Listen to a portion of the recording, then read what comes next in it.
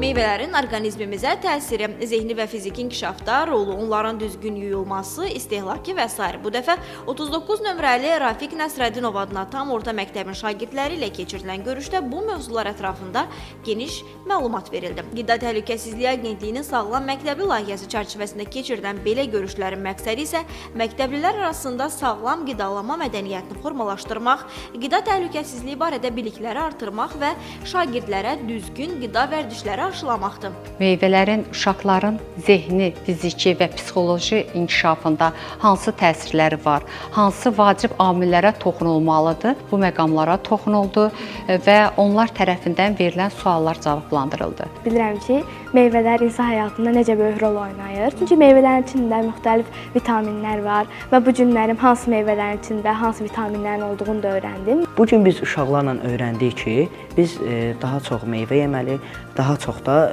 sağlam qidalanmalıyıq. Sağlam məktəbi layihəsi çərçivəsində şagirdlərlə görüşlər paytaxt məktəbləri ilə yanaşı region məktəblərində də keçirilir.